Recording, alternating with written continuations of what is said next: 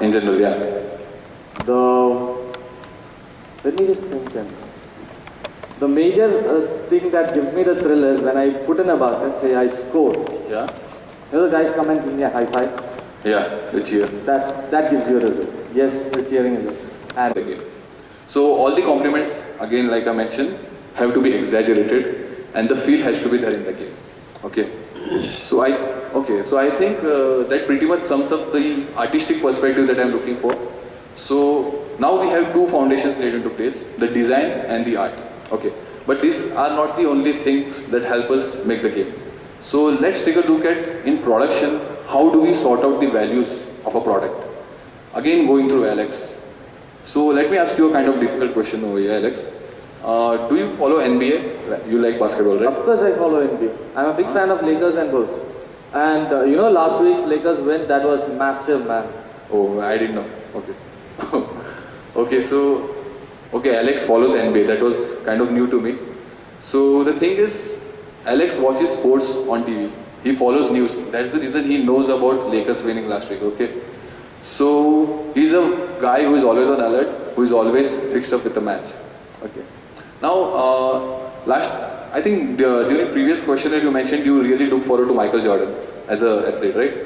Okay. And I know that Michael Jordan is really a skilled athlete. Okay. But from you, I would like to know, why do you like it so much? Just interrupting. It's not that I only like Michael Jordan or basketball. Huh? I like baseball. Okay. You know something? It's like me and Mike are the cool bus buddies that are always like working as a team, and we play in basketball. Yeah, very true.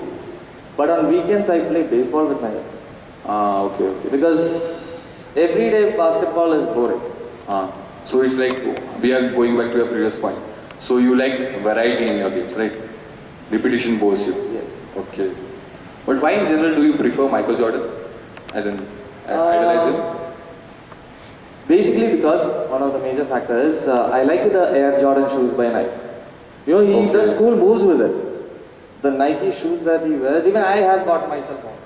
Because it has cool moves, and he does those cool moves, and with those he does all those tricks. Okay. So rather than looking forward to his skills, what he looks more is the cool boots and accessories that Michael Jordan wears. Okay. So in production perspective, if our team comes with this game, so maybe I need to look forward to a brand endorsement in the game. Because brands are something that might really attract kids like Alex. Like he mentions, he likes Air Jordan. So maybe I can come up with licenses like those to impress you, right? Very nice. Okay. So that's the thing. Okay.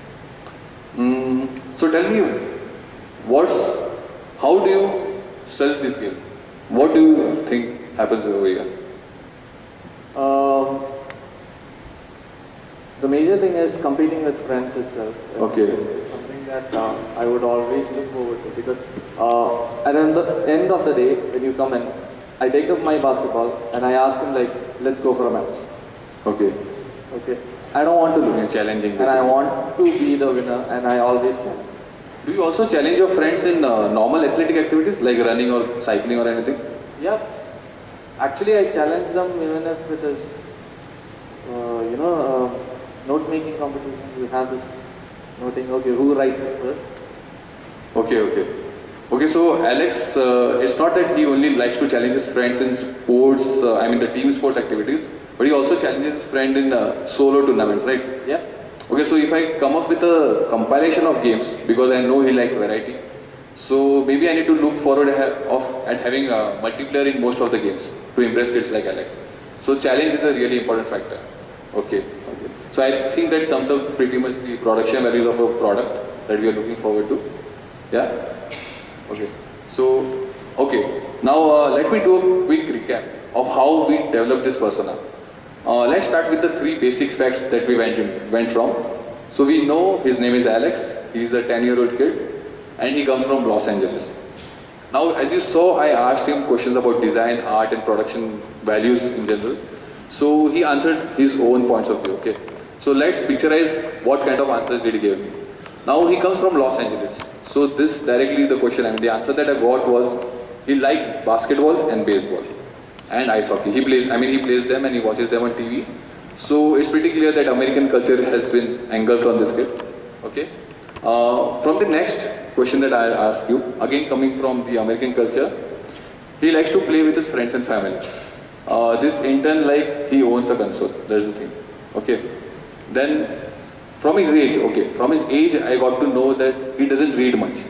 Okay. Most of the 10-year-old kids would not read. I know. They would just like to see and mimic them.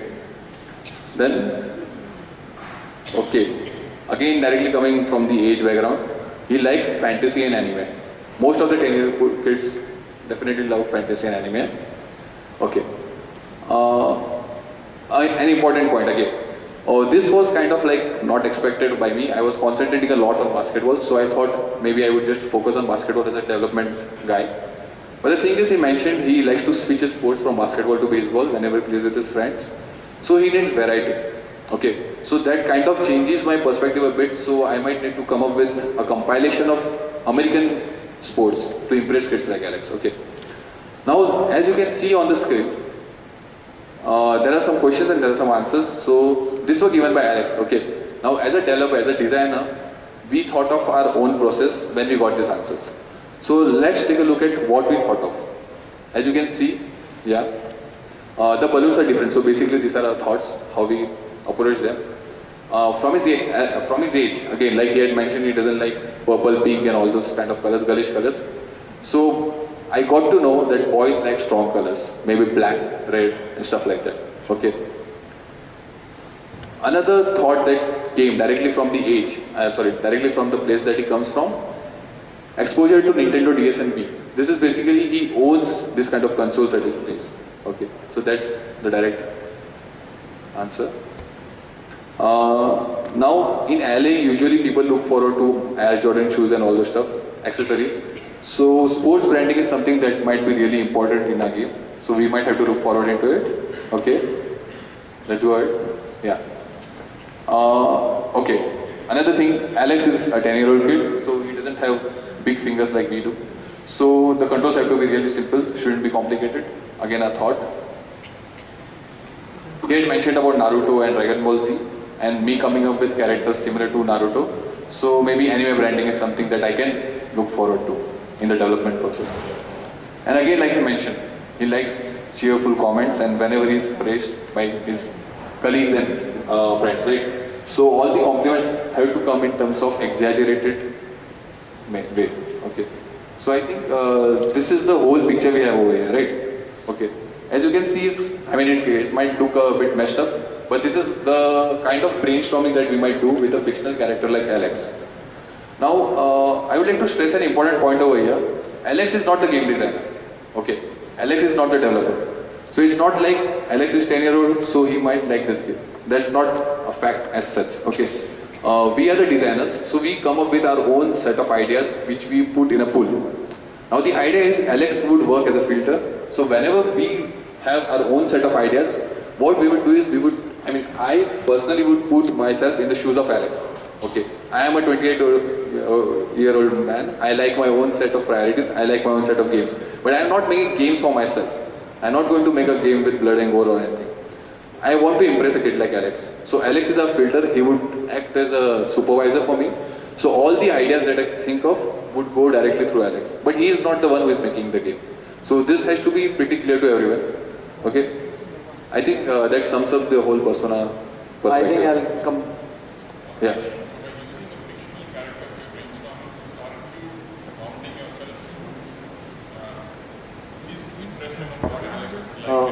Could we come back to this question at the end of the slide, because I have the answer for it. Okay. Right now, I'll come back to myself, Jitin back here. So Jitesh, you found out the persona that you want to target. You have the first filter. Major aspect in terms of production.